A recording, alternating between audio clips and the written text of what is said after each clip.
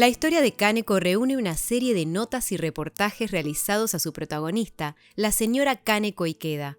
En sus páginas, Kaneko nos brinda recuerdos y reflexiones sobre la vida y acerca de sus desafíos como madre de 3 hijos y esposa de Daisaku Ikeda, presidente de la Soka Gakkai Internacional. En este podcast de Humanismo Soka compartimos la primera parte del capítulo 3 titulado La construcción de un hogar feliz, donde relata el desafío de la crianza de sus hijos y la vida familiar en base a 4 pautas que adoptaron desde los primeros días de matrimonio hasta la época actual. ¡No te lo pierdas!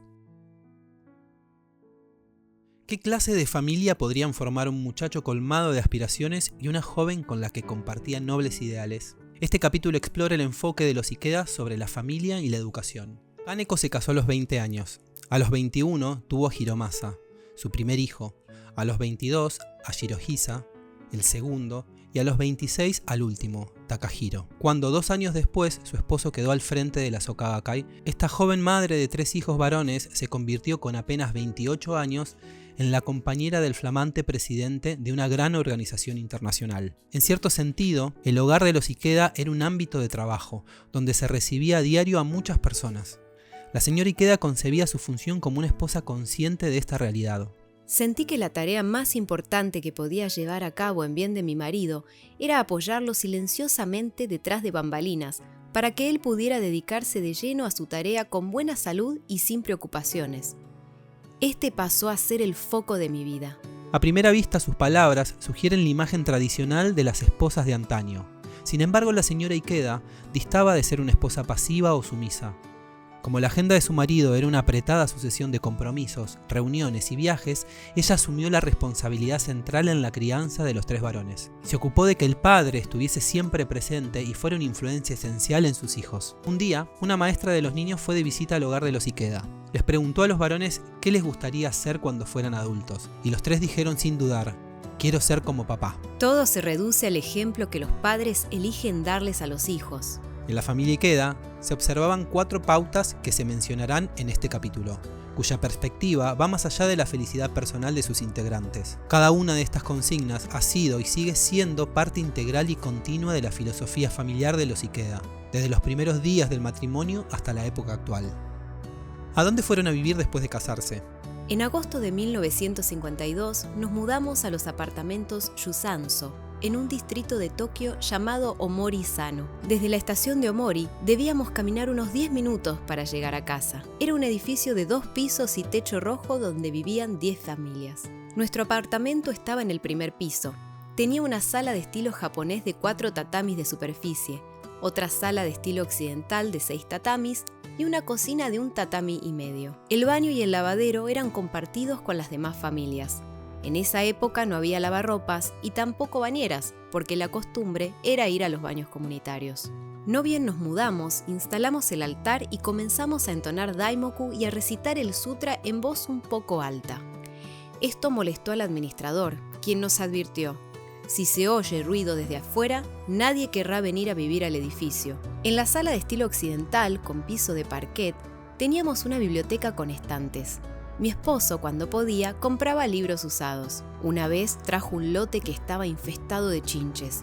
A la mañana siguiente se levantó diciendo que le picaba todo el cuerpo. El primer año nuevo que pasamos en los apartamentos Yusanso fue el de 1953. Vinieron a visitarnos unos camaradas de la división de jóvenes. Éramos 7 en total, pero en la sala no cabía ni una persona más. A pesar de que la cocina era diminuta, preparamos sukiyaki y pusimos empeño en agasajar a los invitados con toda hospitalidad. Durante la velada, mi esposo tomó de la biblioteca una antología poética de Ban Sui-doi y recitó en voz alta «Cae una estrella en el viento otoñal sobre la planicie de Wuchang». Era un poema que plasmaba los sentimientos de Chuko Kung-min, el héroe del romance de los 3 reinos, en los últimos años de su vida. Uno de los invitados sabía la canción inspirada en el poema y todos comentamos que tanto esta como los versos originales eran magníficos. Entonces mi esposo propuso que se la cantáramos al señor Toda. Al día siguiente fuimos todos juntos a ver a nuestro maestro y le cantamos la canción. Se emocionó tanto que con lágrimas en los ojos dijo varias veces: ¿podría escucharla una vez más? Desde entonces se convirtió en una tonada predilecta de la soka gakkai a través de las épocas. Lo cierto es que el nacimiento de esta gran tonada tuvo lugar en nuestro pequeño apartamento, algo que me conmueve de manera personal cada vez que recuerdo aquellos años. Cuéntenos por favor cómo fueron sus primeros años de maternidad. Veamos, Hiromasa nació el 28 de abril de 1953, un año después de que nos casáramos, de modo que fui madre a los 21. Según los criterios de hoy, tal vez un poco joven para ese desafío. En ese momento, mi esposo tenía un cargo de cierta responsabilidad como jefe de ventas en la empresa del señor Toda. A pesar de su juventud, tenía muy mala salud y necesitaba cuidarse, y por eso el maestro Toda lo instaba a no perder tiempo y establecer una familia. El señor Toda en realidad opinaba que Daisaku mejoraría cuando tuviera a su lado a alguien que se encargara de darle los debidos cuidados. Cuando nació nuestro primer hijo, Daisaku estaba en Fujinomiya, en la prefectura lejana de Shizuoka, participando junto al señor Toda de las celebraciones alusivas al aniversario número 700 del budismo de Nichiren Daishonin. Era una conmemoración de gran pompa y solemnidad, a la cual habían asistido 800 miembros de la división juvenil masculina. Nuestro primer hijo eligió ese día tan significativo para venir al mundo. Daisaku no cabía en su felicidad. Cuando el señor Toda se enteró de la noticia, compuso un poema de inmediato y me lo hizo llegar. Los versos, escritos en caligrafía sobre un abanico plegable, decían: «La luna de la primavera celebra conmigo el nacimiento de tu hijo». Me contó mi esposo que el abanico donde nuestro maestro había inscrito el poema era el mismo que había usado durante la ceremonia. Cuando Hiromasa todavía era bebé, tendría 1 o 2 años apenas, aprendió a poner discos en el fonógrafo. Para que no los rayara ni los arruinara, no tuve mejor idea que esconder los discos debajo del escritorio. Lo que no tuve en cuenta es que ese escondite estaba justo a la altura de sus ojos y que para él era totalmente visible. Así que enseguida encontró la forma de meterse bajo la mesa y volver a jugar con los discos. Cuando lo vi, me eché a reír. A menudo uno escucha que es bueno ver las cosas con los ojos de un niño. A juzgar por esta anécdota, diría que es un consejo muy sabio. Un día, pasábamos por una tienda cerca de la estación de Omori cuando mi marido de pronto dijo que quería comprarme algo de ropa. Era la primera vez que lo oía decir algo semejante. Se puso a elegir blusas con mucho entusiasmo, mientras decía: «Llevemos esta, y también esta otra». Para ser sincera, yo acostumbraba a comprarme ropa de manera más moderada. Y como además sabía cuánto dinero llevaba encima mi esposo, le dije: «¿Sabes qué? Me parece que con una es suficiente». Levantó la vista y dijo, decepcionado: «Ay, yo esperaba verte más contenta». Kaneko se echa a reír cuando recuerda la anécdota. Administrar el presupuesto familiar resultó ser un gran desafío. Probablemente esos primeros años hayan sido el periodo más difícil de nuestro matrimonio. La primera regla de la economía doméstica es valorar las cosas y jamás desperdiciar. En casa aprovechábamos hasta el último grano de arroz. Yo nunca tiraba las sobras, me las ingeniaba para incluirlas en las recetas del día siguiente. Reciclábamos el papel de envolver, que yo doblaba con cuidado para poder usarlo de nuevo. Hasta los hilos de los paquetes se enrollaban y se volvían a usar. No una, sino varias veces.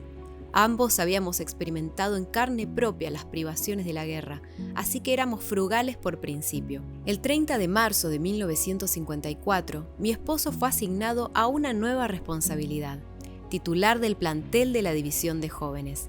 Debía, además, viajar a distintas partes del país, de modo que sus ocupaciones eran interminables. Shirohisa nació el 28 de enero de 1955. 1 año y 8 meses después de nuestro hijo mayor. Hiromasa había sido un bebé robusto, pero Shirohisa pesó menos al nacer. Sin embargo, enseguida recuperó peso y se convirtió en un niño rozagante. Cuando vino el segundo bebé, no teníamos lugar para otra cuna, de modo que al tiempo tuvimos que hacerle un lugar encima del cambiador. Y como Hiromasa era muy inquieto para dormir y se movía mucho para todos lados, probablemente haya sido mejor que Shirohisa durmiera arriba. Nos quedamos en los apartamentos Yusanso unos 3 años. Con una vecina del segundo piso, que también tenía un bebé, nos veíamos seguido. En general, en el lavadero de la residencia, donde ambas íbamos a lavar pañales. Hace varios años recibí una carta de ella. Tener noticias suyas, además de hacerme muy feliz, me trajo nostalgia de aquellos tiempos. En la carta, la señora me sorprendió al recordar unos juguetes de nuestros hijos que yo le había regalado cuando nos fuimos de allí, cosa que a mí se me había olvidado por completo. Supe que su esposo, empleado de una empresa exportadora, había fallecido, así que mi esposo y yo nos sentamos a orar por su descanso. Cada encuentro humano fue siempre para mí algo preciado. En esos años mi madre solía ayudarme cuidando a los niños. Como ella también participaba en las actividades de la Soka Gakkai, Hiromasa andaba saltando de acá para allá, como una pelota de goma, entre nuestro hogar y la casa de mis padres. Pero además, a las dos nos gustaba salir de paseo con él, que como recién había aprendido a caminar, trataba de seguirnos el paso como podía. Estos paseos se hicieron parte de nuestra rutina diaria, así que Hiromasa se hizo afecto al aire libre.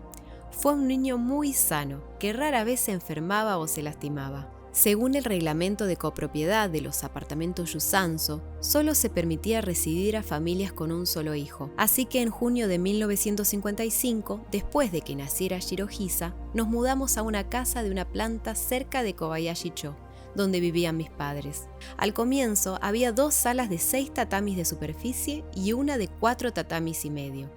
Con el tiempo nos quedó chica y agregamos otra habitación de 6 tatamis. En el diario juvenil, uno de los libros que escribió mi esposo, aparecen varias anotaciones referidas a los años que vivimos en Kobayashi-cho. En varias de ellas se lee: mi esposa vino a esperarme en la estación de tren. Cuando él estaba por regresar a la ciudad, me llamaba y yo me organizaba para ir a esperarlo a la estación de Kamata. Como habitualmente él iba desde casa a la estación en bicicleta y la dejaba allí hasta la vuelta, en esos regresos compartidos nos turnábamos los dos para empujar el vehículo a pie.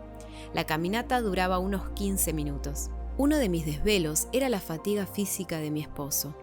De hecho, su extenuación era un síntoma de la mala salud que sufría en esa época. En invierno solía despertarse en mitad de la noche, empapado de sudor. Horas después amanecía con el rostro ardiente.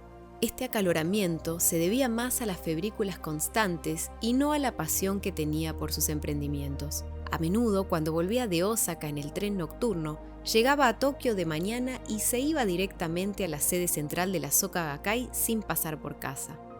Esto no era lo ideal para su salud, así que, aunque me era bastante difícil con los nenes tan chiquitos, muchas veces me iba con ellos hasta la estación de Tokio y le llevaba a Daisaku una muda de ropa.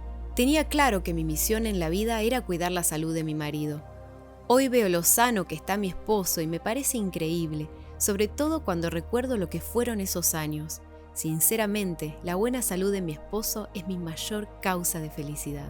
Eiko Akiyama, responsable general de la división femenina de la SGI, cuenta esta anécdota sobre la vida de la familia Ikeda en sus primeros años de matrimonio. Cada vez que en esa época visitaba el matrimonio Ikeda, me impresionaba lo modesto que era su hogar. En su función como responsable de la división de jóvenes, el señor Ikeda siempre se veía muy bien organizado. Posiblemente por eso, la primera vez que fui a su casa, no esperaba encontrar tanta sobriedad. Su esposa me pareció una joven encantadora y sumamente cordial. Siempre pensé que era una compañera inigualable para el presidente Ikeda. Los visitaba con cierta frecuencia y en una de esas ocasiones me recibió vestida con kimono. Su esposo me preguntó: ¿no opinas que le queda estupendo? ¿Cuánto dirías que le costó? Luego comentó que la prenda era de tela sintética y agregó: es increíble cómo se las arregla para que le rinda el presupuesto. A todo esto, la señora Ikeda me dirigió una sonrisa divertida. Cuando yo llegaba de visita, él le decía: por favor, sírvele algo de comer, debe de tener hambre. En esos años, en el país aún había escasez de alimentos. Una vez, ella trajo unos tomates un poco verdes. Su esposo le dijo en son de broma: pero siempre te digo que estés preparada cuando vienen los miembros de la división de jóvenes. Cuando su esposa se retiró de la sala, el señor Ikeda se inclinó hacia mí y murmuró: no tenemos nada, nada de nada. Si tuviéramos algo, ella ya lo habría puesto sobre la mesa. Se me hizo un nudo en la garganta. Sé que hay un ensayo titulado Las cumbres de los tres grandes que habla sobre sus hijos. Cuando nació Takahiro, el 11 de abril de 1958, quedé ante la tarea de criar a 3 futuros hombres. El mayor siempre fue estudioso y aficionado a los libros. El del medio era el niño más robusto de la clase y solían llamarlo Taiho por el famoso luchador de sumo. El menor era el más apegado a mí, muy ágil y veloz, y por eso lo apodaban el mini tanque. Todo el año en casa se oía boom, clank, paf y toda clase de ruidos semejantes. A la noche, a los 3 les gustaba bañarse juntos. Armaban un batifondo tremendo. Recuerdo que 2 veces rompieron el fondo de la tina de madera donde los bañaba. Decía mi esposo en ese ensayo que habían hecho valer su reputación como hijos del mar, en referencia al Japón como territorio rodeado de aguas. El administrador de un centro comunitario cerca del hogar de los Ikeda cuenta esta anécdota sobre la educación que la señora Kaneko impartía a sus hijos. Un día, cuando Takahiro era chico, la señora Ikeda tuvo que irse a una reunión y el pequeño se largó a llorar. En general, no solía reclamarle que se quedara, pero ese día lo hizo. 2 días después, vi a la señora Ikeda hablando con Takahiro. Estaban analizando los beneficios y las desventajas de cierta decisión, y aunque no entendí bien a qué se referían, me impresionó la manera en que ella, como madre, dialogaba con su hijo, tratándolo con el mismo respeto que si fuera un adulto. Siempre les hablaba a sus hijos de esta manera. La encargada de la propiedad donde vivían agrega: La señora Ikeda sabe cambiar de frecuencia en un solo segundo. Por ejemplo, antes de que regrese el esposo, ella cena con los niños y hace las oraciones vespertinas con ellos. En esos momentos se genera una interacción muy fluida entre la madre y los hijos.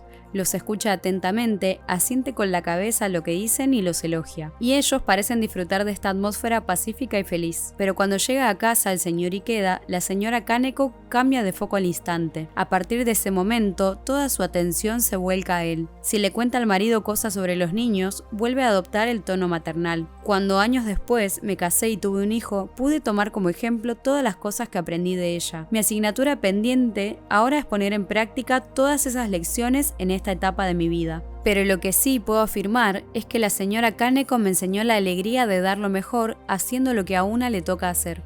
Desde pequeños, los niños comprendieron que cuando llegaba su padre a casa, debíamos colaborar entre todos para que yo pudiese ocuparme también de él. Tengo plena conciencia del ritmo de vida tremendo que tiene mi esposo, y por eso procuro crear una atmósfera familiar y hogareña que le permita descansar, relajarse y recuperar las fuerzas. Tal como sucedía en mi hogar cuando yo era chica, en nuestra casa se tomaba muy en serio la ceremonia de la liturgia matinal y vespertina. Cuando mi esposo estaba en casa, hacíamos la práctica budista en familia. En cambio, cuando él estaba de viaje, yo dirigía las ceremonias junto a mis hijos. He aprendido el valor de las oraciones matinales y vespertinas a partir de observar la práctica sincera de mi marido. Al mismo tiempo, sé que si hubiese sido demasiado estricta al respecto, probablemente los chicos hubiesen sentido rechazo hacia la práctica budista. Mi esposo dice que todo depende de la fe de la madre. En general, solíamos sentarnos a orar a las 7 de la mañana, y si faltaba alguno de los niños, tocaba la campana y los llamaba. Es hora de empezar la liturgia. En general, esto era suficiente para que se acercaran. Pero en ocasiones ha ocurrido que alguno de los niños se quedaba dormido y tenía que salir de casa sin haber hecho la práctica. En esas ocasiones no los reprendía. Opino que no es bueno reprender a los chicos cuando deben salir hacia la escuela. Lo mejor es despedirlos con una sonrisa y una dulce palabra de aliento, precisamente porque están por comenzar la jornada. El señor Toda me pedía que siempre pudiera despedir y recibir a mi esposo con una sonrisa, y opino que este consejo también debe aplicarse a los hijos. Los varones son especialmente difíciles porque tienden a ser muy orgullosos. El señor Toda aconsejaba: por muy mal que te sientas, siempre trata de ofrecerles una sonrisa. Si por alguna razón uno de los chicos no llegaba a orar a la mañana, yo le decía: no te preocupes, haré la práctica por ti. Al parecer, esto ha dado resultado. Una vez, cuando Takahiro estaba en la escuela secundaria, tenía previsto viajar a Ogasawara con su club de aficionados a la astronomía para hacer un avistamiento nocturno. Justo ese día había reunión de la División Futuro en la Soka Gakkai, que es el grupo para jóvenes de primaria y secundaria, y le dije que participara en este encuentro. Takahiro insistió en que no podía faltar al viaje con sus amigos porque venían planeándolo desde hacía mucho tiempo. Consulté con mi esposo y este me aconsejó: la fe es para toda la vida. Si adoptamos un punto de vista amplio, ¿no sería mejor dejarlo ir a Ogasawara? Lo más importante, después de todo, es la continuidad de su práctica. Cuando escuché su respuesta, me sentí muy aliviada. Una señora que participaba en las actividades de la Soka Gakkai junto a la señora Ikeda en la época de Kobayashi-cho cuenta esta anécdota sobre Kaneko y sus hijos. La señora Ikeda a menudo decía: una madre debe ante todo orar por sus hijos. Las reuniones son ámbitos educativos, así que llevemos a nuestros hijos a las actividades sin dudas. Jamás olvidaré la imagen del hijo mayor sentado en silencio al lado de su mamá mientras ella disertaba sobre los escritos de Nichiren Daishonin. Al llegar, ella le decía: "La reunión de hoy es muy importante". Un día le pregunté si su hijo, siendo tan pequeño, podía entender lo que le estaba diciendo. "Desde luego", respondió. "Estamos comunicándonos de vida a vida". Una vez, el nene mayor estaba jugando muy contento con una espadita de juguete. La revoleaba por el aire diciendo: "Miren lo que me trajo papá". Accidentalmente maniobró la espada frente a la mano de Kaneko y le hizo sangrar un dedo. La señora Ikeda detuvo a Hiromasa y le dijo: "Hiciste sangrar a mami, pero para eso papá no te compró el juguete". Con respecto a la práctica de recitar partes del Sutra del Loto, la señora Ikeda decía: "No hay que obligar a los niños a sentarse a orar si ellos no tienen ganas. En cambio, es mejor ayudarlos a crecer y a desarrollarse naturalmente". Cuando surgían peleas entre hermanos, la señora Ikeda les decía a los niños: "Tú, que eres el mayor, debes cuidar bien a tu hermano menor", y al más chico le decía: "Un hermano menor tiene que respetar a su hermano más grande".